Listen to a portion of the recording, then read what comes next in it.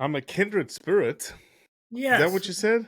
yes. On your page, you have one of the most profound statements that I wish every conservationist, whether they're harvesters or not, would take a moment and realize this is what it's about. When last did you stop just for a moment and look around to see what your way of life for what it truly is? My gosh, think about that for a moment. When you're out biking, hiking, river rafting, fishing, hunting, trapping, stop and smell the roses. Yep, absolutely. I plan to do that, Stan. I am not a big proponent of my own words, I'll say that. Well, I'm sure your lifestyle is much like mine anymore in this advocacy world that we're all in. You you don't get to smell the roses as much because oftentimes you're in the buildings defending why we want to smell the roses. Correct. You're absolutely correct. I don't, people say, man, Robbie, you must get to hunt everywhere. And I said, honestly, I don't get to hunt anything anymore, really. I have to purposely put time in my calendars to say, okay, I need to stop. It's okay. The world's not going to end if I'm not, fighting and pushing back next week, say. And you need to sort of recharge the batteries, and you need to figure out and understand again why you're doing what you're doing.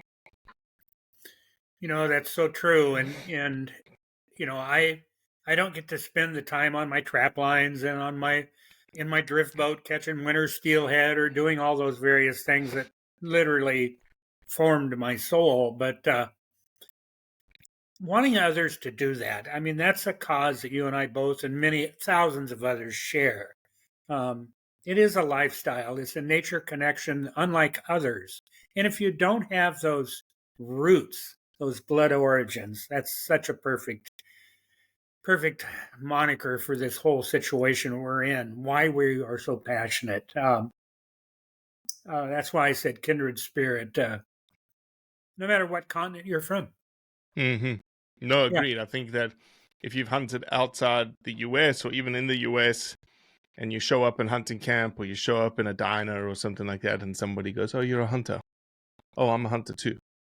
And there's almost just a common language, regardless of whether you speak the same language or not. Oh, it's You so can, true. And I'm so closely in tune with many of in Canada. I love the way they actually talk about their First Nations, and we share that same 7 generations outlook. Let's make sure that this is here for perpetuity. And so often, we're criticized for what we do, not understanding that what we do is why we really get to see the wildlife and in many cases the habitat that wildlife's dependent on. It's because of that 7 generations mentality that we possess as modern hunters. And I get goosebumps. I oftentimes am too wordy, maybe overly passionate, but I sit on a wildlife rehab area, our property. We worked agreement out with U.S. Fish and Wildlife Service and Oregon Department of Fish and Wildlife 20 some years ago. It was a wide open cattle pasture with not a tree. And okay. Robbie, now we're hunting bull elk on it in the And let middle me of ask the. this. Let's to the point of today's discussion. If someone's listening to this, why did you do that, Stan? Why did you change it from a place that was devoid of wildlife? Not devoid. That's too strong of a term. Didn't fulfill its potential for wildlife. Why did you decide to do it? It's called giving back, and we looked at it.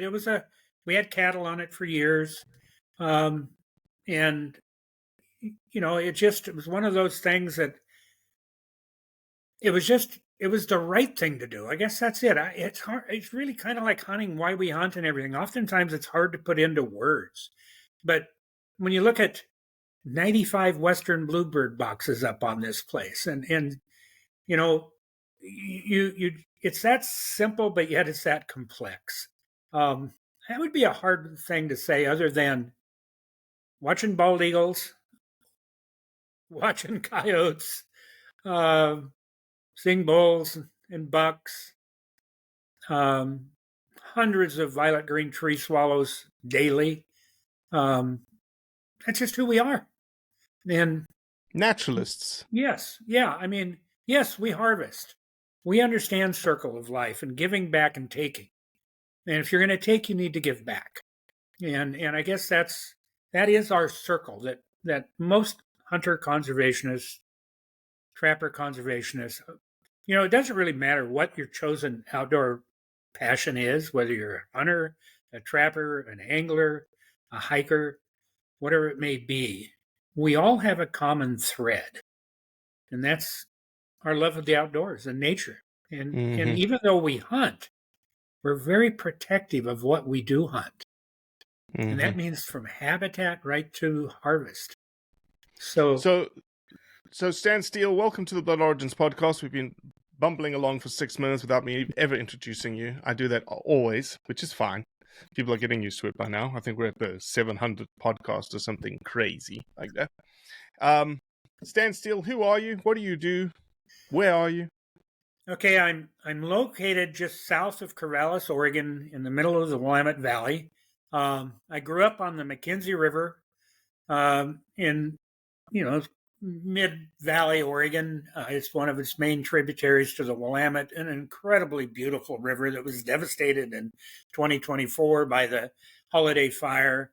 I grew up on an Oregon Department of Fish and Wildlife fish hatchery. My dad was a technician there. My uncle was a fish and game warden for the Oregon State Police, and I followed in his footsteps. Became a OSP Fish and Wildlife Trooper. It was my 25-year professional career. Had a brief stint with the U.S. Army, Oregon National Guard, but I've been a hunter, trapper, fisher, just like you, Robbie, blood origins, generation after generation. I was born into it. And after I retired from the Oregon State Police, and, I literally checked tens of thousands of outdoor enthusiasts in my career. And there was a common thread, and it was wildlife conservation. And so, once again, it was in my DNA. So when I retired from OSP, which was an incredible career, and I still actually teach to their incoming troopers, fish and wildlife troopers, usually on an annual basis, the importance of being fair and understanding nature and our interactions with it. So I went into a guide business after retirement, which was an incredibly fun time to see people in drift boats or in rafts enjoying outdoor Oregon. And it was just a very good continuation. But then we started, and always realized that specifically trapping was always under attack from people who had the viewpoint that harvest management program was no longer relevant to society, in modern society. And so I got actively involved in advocacy for making sure that science-based management is what made the day, not emotion.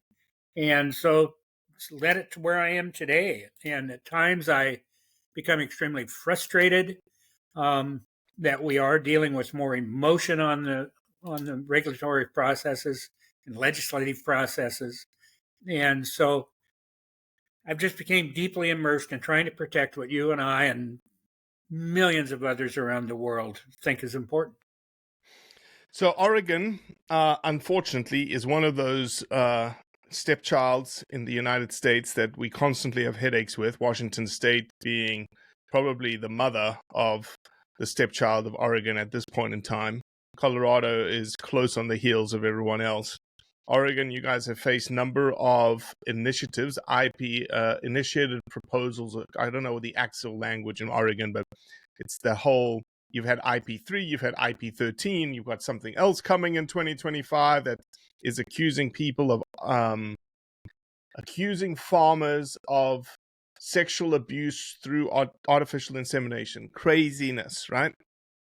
Well, we're talking today because of a bit of haste that is happening in Oregon right now this week. This podcast is going to be airing on Tuesday.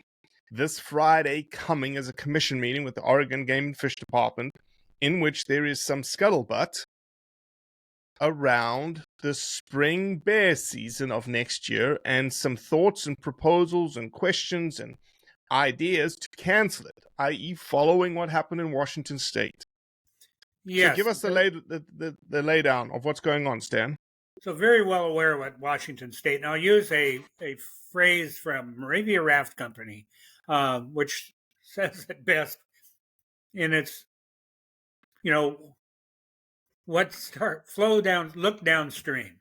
And that's where we're at. We're downstream from Washington and we're uphill from California. So I always say Oregon's kind of the meat in the sandwich of prohibition. If they can they've got both slices of bread, and if they can get Oregon, boy, they've made their sandwich. And so that's often what happens here. And we see those progressive, and I don't want to be the political aspect of it, but these are oftentimes progressive political movements that are causing us the angst that we have in our traditional community management community.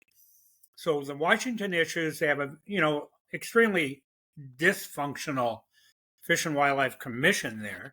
But that goes into the whole part of reimagining wildlife governance that's being put forth by so many of our, adversarial groups that are opposed to traditional management. So Oregon spring bear is an issue that we thought was going to probably come on. The science is clear. We have a relatively abundant black bear population that's growing at a relatively fast rate. I think we're at 44,000 is the latest estimate. And it's up, I think, 28% in just the last decade or a little more. So that's an incredible growth rate.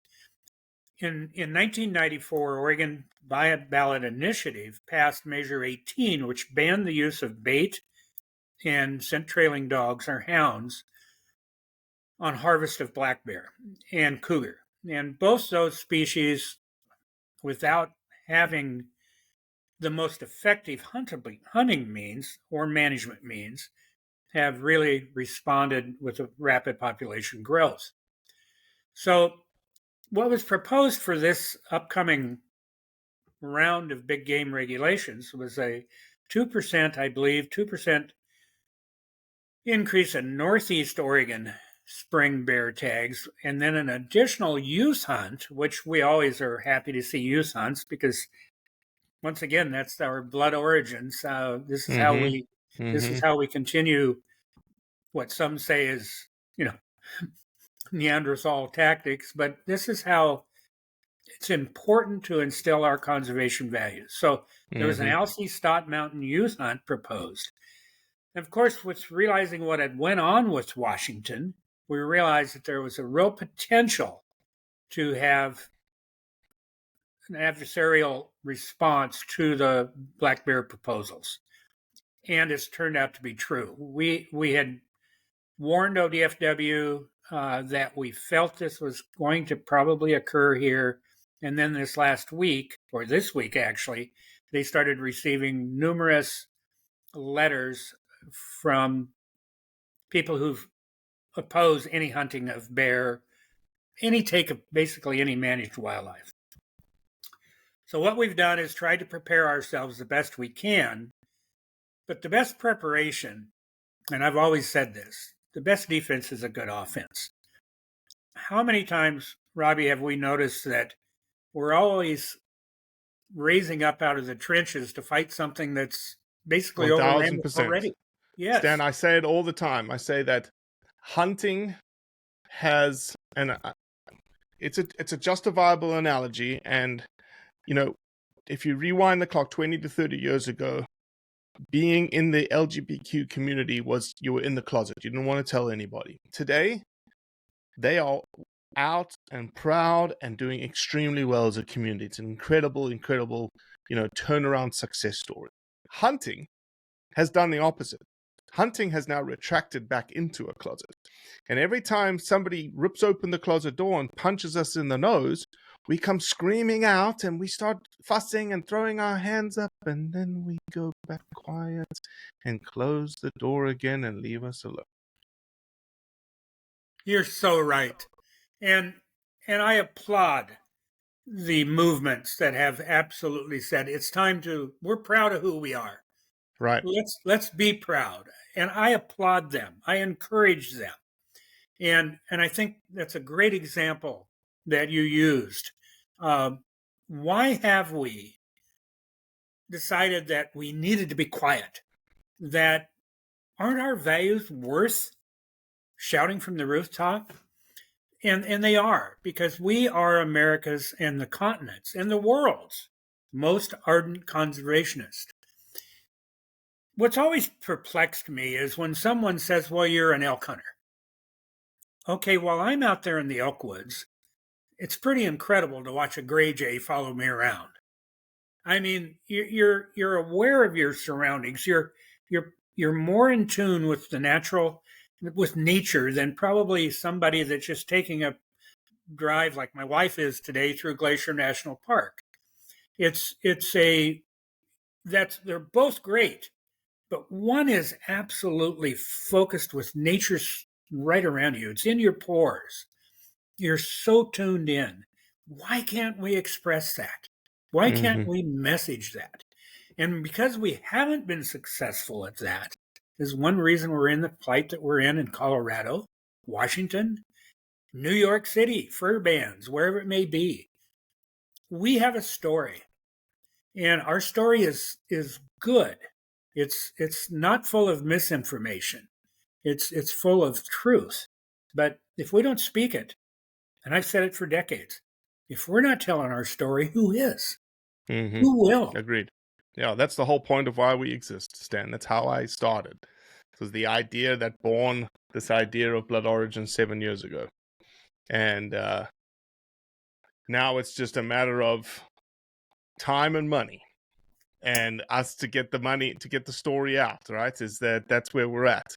But we're doing as best as we can, and we've got some big plans and big dreams and big strategies. The whole idea, this idea of spring bear coming down in Washington State and now in Oregon that we're talking about, it didn't happen overnight, Stan. It was a concerted 10, 15, 20-year effort to get to where they are. So we can't expect us to turn it around tomorrow. We need similar 10-year strategy. Point well taken. And that's exactly right. This, in 1994, I wrote a piece here not too long ago. I didn't expect that to pass. I really felt that there was enough knowledge out here, and it barely did. But once it did pass, it's been an incredibly difficult to change that impact, that message, that, we're looking at now trying to ban a spring bear. This is a continuation of the playbook. This is well structured. They're very patient. Not unlike us sitting in a deer blind or in a duck blind, waiting for the next big buck to walk by or a flight of ducks to come in. They're very patient, and so we failed to watch this progression close enough. There's been some great organizations that have been there, but Robbie, in the last decade, I am seeing some shift. Howl for Wildlife, your 100%. Your group. We're realizing messaging is where we've missed. And so we have to construct those. I often say this to a housewife that's standing at her kitchen sink in the evening cleaning up the dinner dishes. And she looks outside her window and there's a hummingbird at the feeder. She's nature connected. She understands that nature is important. Now, what we have to do is explain our role in making sure that she gets to see that hummingbird. And, you look at early cereal habitat creation, so dependent on our ungulate species so dependent on that. And that's exactly the same habitat that hummingbird is going to be depending on. So when I wrote down some notes. Recently, Oregon purchased, along with help from Rocky Mountain Elk, the Oregon Hunters Organization. OHA is a flagship. And I don't know where Oregon would be without OHA, and we've watched it grow, and it's turning into, or has turned into, one of the leading voices of conservation in Oregon. But the Minum purchase, and I wrote an email response blog to that months ago. That was one of the most impacting things that I've seen in Oregon in my lifetime. And it wasn't just so people could elk hunt. This is a 15,000 acre Oregon's largest wildlife management area. Who funded that habitat acquisition? Hunters. Mm-hmm. And so you look at it and you say, we want that hummingbird at that feeder in front of that window. And we want that person to appreciate that this is what we are about sharing.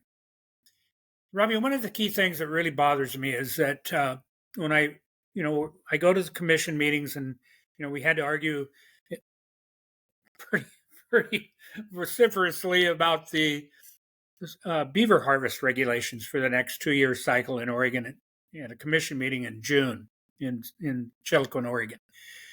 And people are just saying, oh, you're just ruthless killers, you're cruel, you're trophy. I hate the word trophy. What's a trophy? Trophy is in the eye of the beholder. Could be a spike buck this year, it could be a 4-point next year.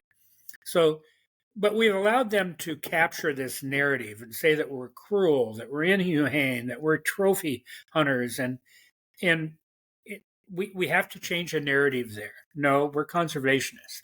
And so I can sometimes ramble because I'm so passionate about this, and I see us being so under attack.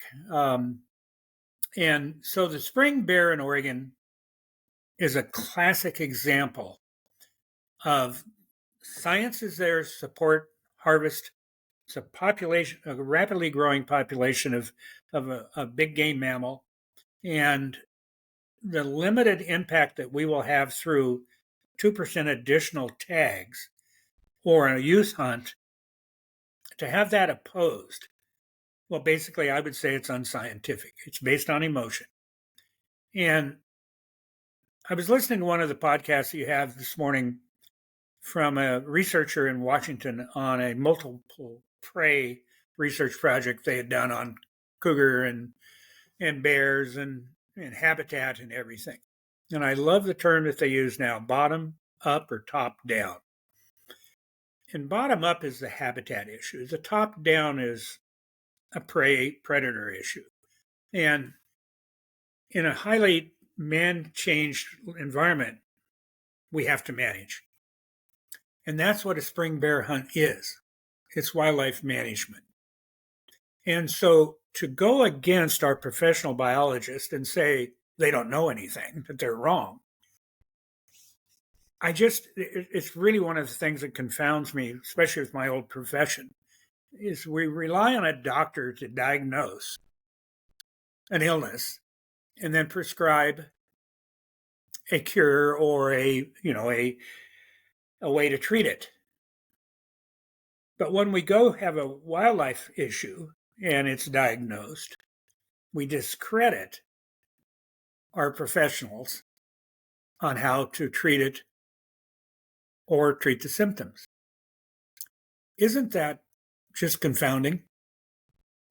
So spring bear shouldn't be a controversial issue at all. But because of the misinformation that's out there by so many of the groups, and I had a quote yesterday from the president of the Oregon Anglers Alliance. And he said this: it's not about saving a species. It's about building and saving their bank accounts. And you know where I'm going with that on so many of the anti-organizations. So this is the battle that we're in now. Are they really interested in their iconic, or are they interested in really just a big money laundering, whatever you want to call it? Whereas on our part, and I'll get back to the minimum, where do we put our money? Into a huge land acquisition that will benefit everything from rufous-sided hummingbirds to bull elk and wolves. We want wolves. Hunter conservationists should not be opposed to having predators on the landscape. But at that same time, we want as much active management on those species as we have on our huntable species. Yeah, well said. Well said. Stan, let's just talk about this Friday. Let's get specific, okay? What's happening this Friday? What can people do? What's happening? So what's going to happen on Friday is they will be adopting the next round, 2025, seasons for all Oregon big game species. So we'll be talking everything from bulls to bucks to lions and bear, and so that being this all, is where the 2% increase and the youth hunt is going to come up. Yes, that's where this will come up. And originally there was a thought that, boy, we just don't see that there's going to be a great opposition. We have the data in place and everything looks like this should fly. Well, the opposition looks at this and says, no, we don't want any hunting of black bear or any damage management of black bear. And the damage management is another component to the overall management of that species.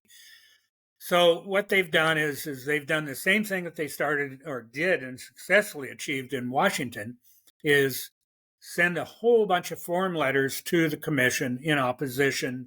We expect to have, and these are Zoom meetings, so people can either attend, and it's in the Dalles, Oregon. People can either attend in person or they can Zoom in. And Zoom in is a good thing.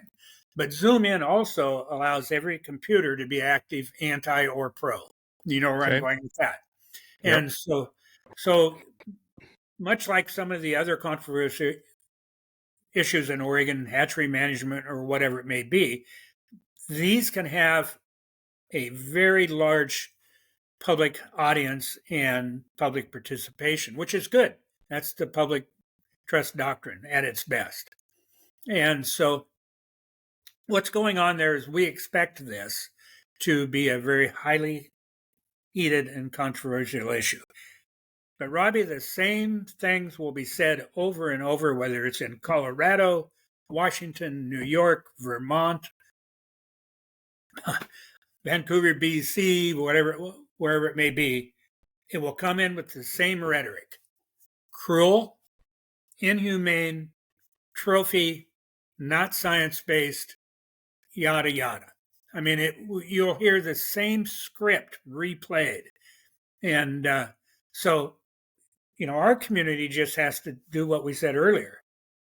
We have to be unified, supportive of our professional opinion coming from our agencies, based upon the best available science and ongoing and past research, and be strident, be ardent, and just say, no, this is the truth.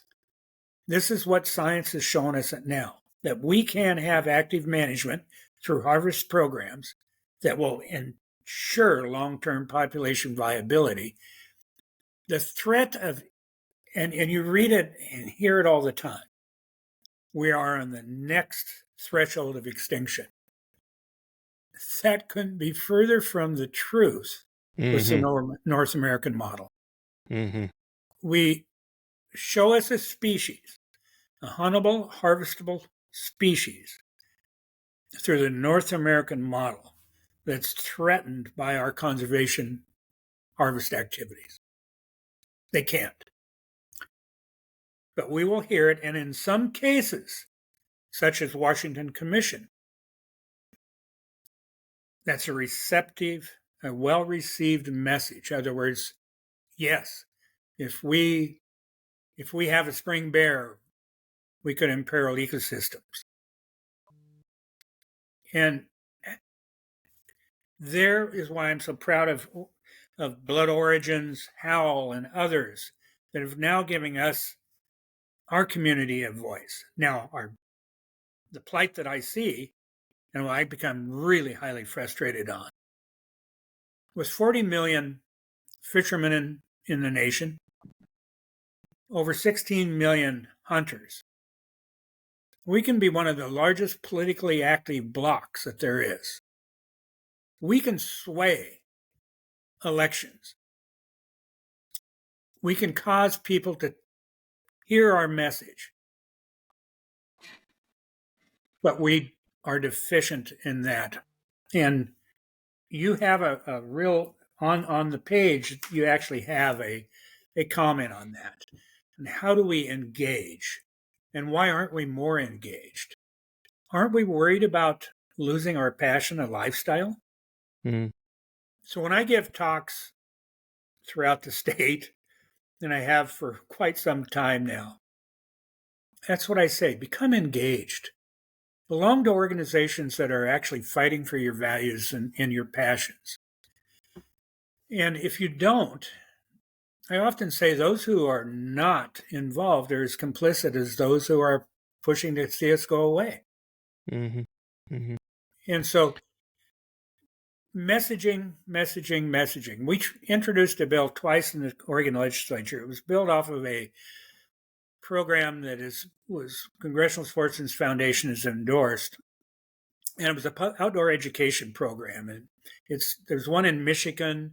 Actually, the organization that started this program is called the Nimrod Society, and they have people can check it out by something just called Be Like Teddy. They can type in Be Like Teddy, and up will come up a page that will show you that this education program, this messaging. So what it had done was set up, or would have done if we had been able to get it through Oregon, was just a public messaging on everything from bluebirds to bulls and and it was fought both times in the Oregon legislature by none other than the people, what we refer to as the antis. And why? They don't want our message out there. They really are fearful that when people start hearing about the positives that our lifestyles provide conservation, that they will lose a core constituency. Mm-hmm. And so that's why podcasts like this are so important. And I hope if I have one message that we could give to every outdoor enthusiast, we all share a common goal. Whether you hunt and harvest, or whether you just watch, whether you just go out for a Sunday drive to look at the landscape, there's a common goal that we all have. So oftentimes what we look at as opposing viewpoints are actually pretty collective. They're actually pretty much together. I don't ever want to condemn somebody that doesn't hunt. I understand that. That's a great personal choice they made. But I also want them to understand why we do hunt. And it's not, and you know it, and millions of others, it's not the killing aspect. That's, how many times, Robbie, have you harvested a creature and knelt down and thanked Mother Nature? Yeah, lots. Yes, and blessed the creature. Understanding we took a life. But that's our circle of life. So, we have a strong message. And you're not cruel. You're not inhumane. And we know where our protein comes from. Mm. And to a little bit more editorializing here, when a woman walks into Kroger's, Albertsons, Safeway, whatever store it is, and she goes up to the meat counter. Or a guy. Or a guy. Yep. And they walk up to the meat counter and they pick up this pound package of 90% lean ground beef. The message I want them to understand is, while they're enjoying that hamburger that evening on the grill, somebody else had to do the killing. Yep. So, 100%. yes.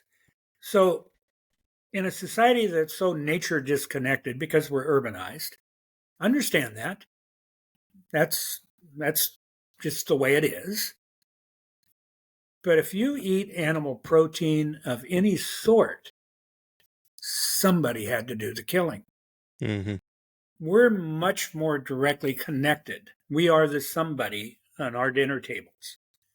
And so we want it as ethically, humanely done as possible. And that's our ethos. I mean, that's just who we are. So back to spring bear.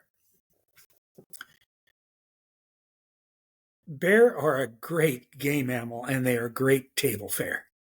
I mean, I've been hunting a black bear up here for the last 2 weeks, and each day that I don't find him, I know where he's at. And we're going to have an encounter. Now, whether I'm successful or not, that's unknown. But I call him a berry bear. In other words, he's in blackberries, Himalaya blackberries right now. He is going to be fantastic table fare. Mm-hmm. So, yes, the pursuit, the whole activity. And we have a cold room that we built a few years ago in the barn. We raise a big garden. We can, we freeze, we process our own meat. We know what we're eating. And so that's all part of it. Yep. Yeah. So Stan, just to I want to be definitive a little bit about some, as we wrap this up, I want a couple of questions to you for the people that have been listening that may attend the commission meeting in person or in Zoom. So number one, somebody can show up in Oregon in person to the commission meeting or do it via Zoom. Where can they find that information? Okay, go to the Oregon Department of Fish and Wildlife webpage. And that's all you have to type in is just ODFW and it'll pop up.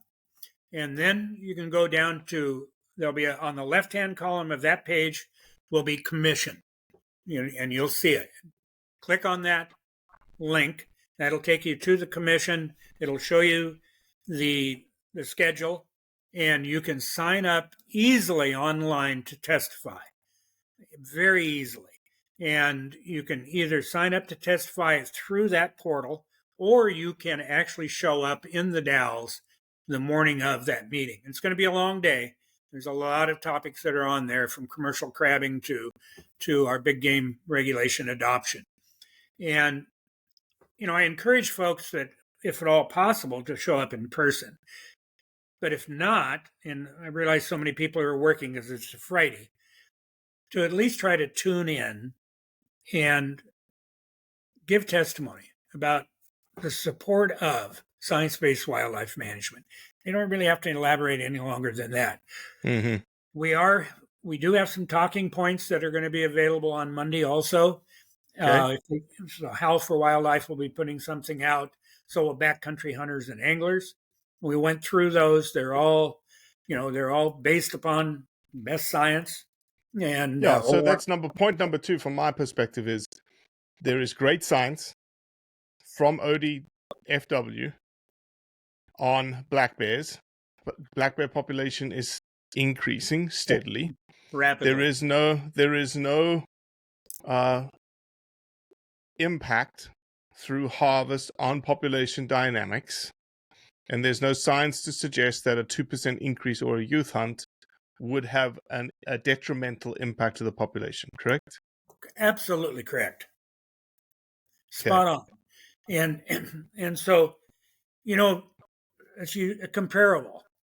This year's North American waterfowl census, we're up. Widgeon are up tremendously. And mallards have made a robust comeback also.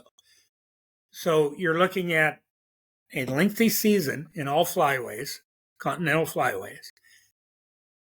This is wildlife management. This is exactly what we're taking into the spring bear and fall bear.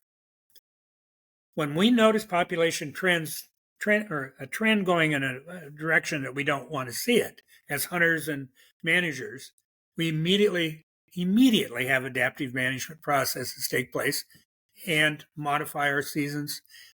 And so one of the key things about Northeast bear and a slight increase in tags for Northeast is the impact on us already struggling mule deer and elk herd. We won't even talk about the few remaining moose in Oregon. So that's that top-down impact that's trying to be managed, even though slightly with a 2%. And the spring bear, Oregon's coastal bear, it's a rainforest. And so there's great habitat for them. They're exceedingly abundant. And once again, when we had the ban on hounds and bait, we took away probably the most effective tools to manage that population. And there's some that say those populations shouldn't be managed. But for ecosystem health, in a highly anthropogenically changed areas of the world now, management is a key. We have to manage. So that's it. I really urge folks to help themselves, help hunting as a professional wildlife management tool, a system, the model. The model has to have active participation, not just through purchasing of licenses, but of active participation in the public trust doctrine area. In other words, become involved. 100%. 100%. Well, Stan, it's been a pleasure. I know this isn't the last time we're going to speak to one another. And, thank you for getting on so quickly and us being able to push this out so quickly as well. So I look forward to the next time we connect, okay? Robbie, I really do appreciate it. And I know I get too wordy, but boy, you and I are as passionate about this as watching the sun come up. Yes, sir. Absolutely. Thank you so